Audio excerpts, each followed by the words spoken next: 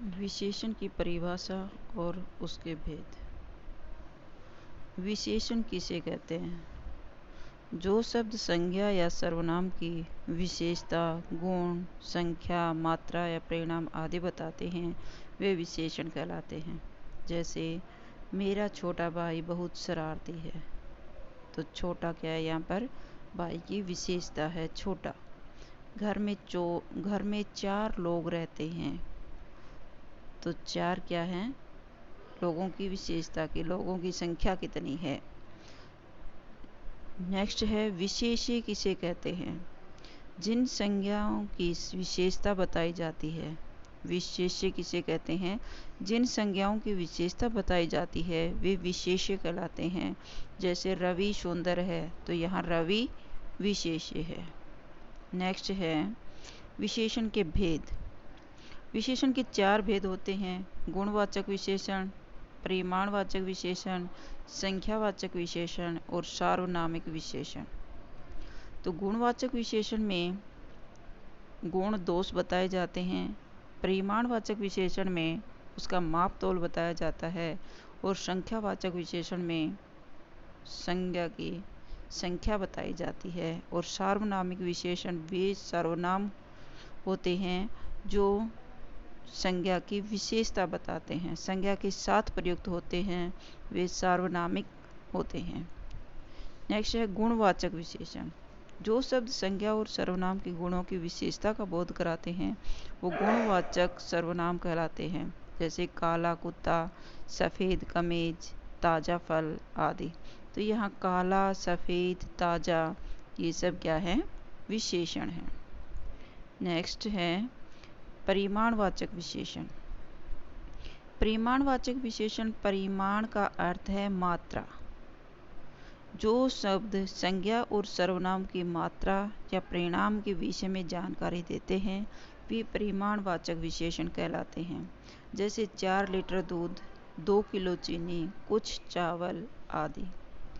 परिमाणवाचक विशेषण के 2 भेद होते हैं: निश्चित परिमाणवाचक और अनिश्चित परिमाणवाचक। निश्चित परिमाणवाचक हो गए जैसे 4, 2, ये निश्चित संख्या का बोध कराते हैं। और अनिश्चित परिमाणवाचक हो गया जैसे कुछ चावल लाओ, तो कुछ क्या है? अनिश्चित परिमाणवाचक है। नेक्स्ट है निश्चित परिमाणवाचक विशेषण। जो शब्द संज्ञा और सर्वनाम की मात्रा या परिमाण का निश्चित बोध कराते हैं वे निश्चित परिमाणवाचक विशेषण कहलाते हैं।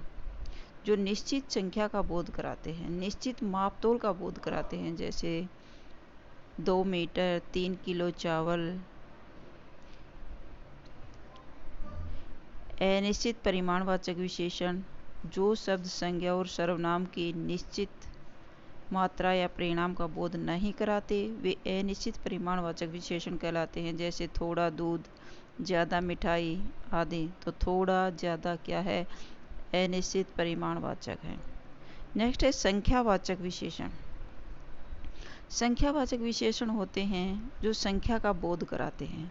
जो शब्द संज्ञा और सर्वनाम की संख्या संबंधी जानकारी देते हैं वे संख्यावाचक विशेषण कहलाते हैं। जैसे 15 खिलौने, कुछ मेज, 2 कमीज आदि। तो इसमें को 15, 2, कुछ ये क्या है? संख्या बताते हैं। संख्यावाचक विशेषण के भी 2 भेद होते हैं: निश्चित संख्यावाचक विशेषण और अनिश्चित संख्यावाचक विशेषण। निश्चित संख्यावाचक विशेषण वे होते हैं जो निश्चित संख्या का बोध कराते हैं और अनिश्चित संख्यावाचक वे शब्द होते हैं जो निश्चित संख्या का बोध नहीं कराते।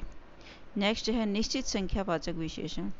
जो विशेषण निश्चित संख्या का बोध कराते हैं वे निश्चित संख्यावाचक विशेषण कहलाते हैं। जैसे 3 केले, 2 लड़के, 4 पुस्तक आदि।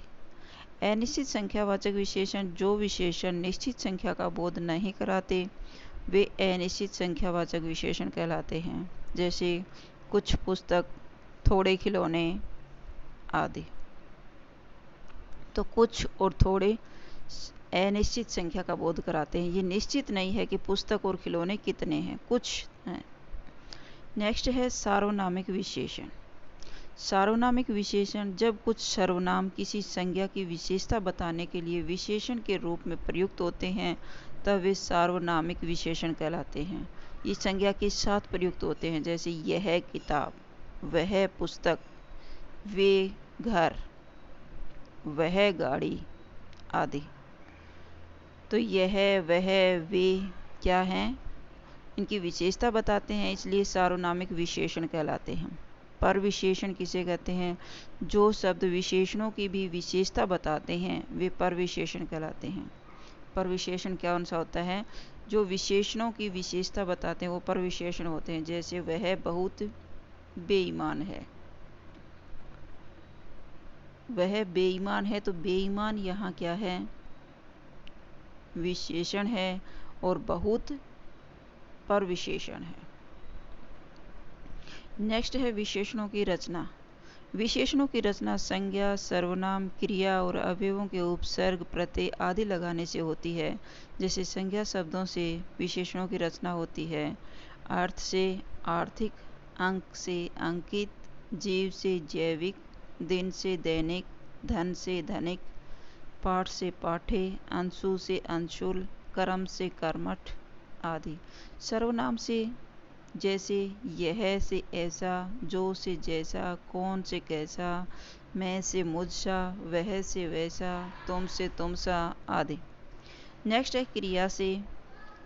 पथ से पतित, भागना से भगोड़ा, पढ़ना से पढ़ाकू, कमाना से कमाऊ, पठ से पठित, बेचना से बिकाऊ, देखना से दिखावट, लड़ना से लड़ाकू, बढ़ना से बढ़ोतरी और भूलना से भूलक्कड़। अव्यय से विशेषण बनते हैं, जैसे ऊपर से ऊपरी, पीछे से पिछला, नीचे से निचला, आगे से अगला, भीतर से भीतरी, सतह से सतही, बाहर से बाहरी आदि। नेक्स्ट है विशेषण की अवस्थाएं। विशेषण की 3 अवस्थाएं होती हैं: मूलावस्था, उत्तरावस्था और उत्तमावस्था। विशेषण की तुलनात्मक विशेषताएं 3 प्रकार की होती हैं: मूलावस्था, उत्तरावस्था और उत्तमावस्था। मूल अवस्था जिसमें किसी की किसी से तुलना नहीं की जाती, केवल मूल अवस्था दिखाई जाती है। किसी एक वस्तु या व्यक्ति की विशेषता प्रकट की जाती है, मूल अवस्था होती है। उत्तरावस्था, इसमें 2 व्यक्तियों या वस्तुओं की तुलना की जाती है। उत्तमावस्था, इसमें बहुत सी वस्तुओं या व्यक्तियों में सबसे श्रेष्ठ वस्तु की विशेषता बताई जाती है, वो उत्तमावस्था होती है। सबसे उत्तम अवस्था उत्तमावस्था होती है। नेक्स्ट है जैसे मूलावस्था, उत्तरावस्था और उत्तमावस्था में कुछ एग्जाम्पल हैं, जैसे सुंदर से सुंदरता,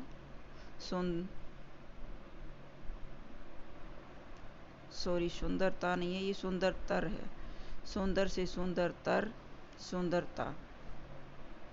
निकट से निकटतर, निकटता। महान से महतर, महात्म, महतम। ऊंच से उच्चतर, उच्चतम। दीर्घ से दीर्घतर, दीर्घतम। लघु से लघुतर, लघुतम। ये आपका चैप्टर यहाँ कंप्लीट होता है।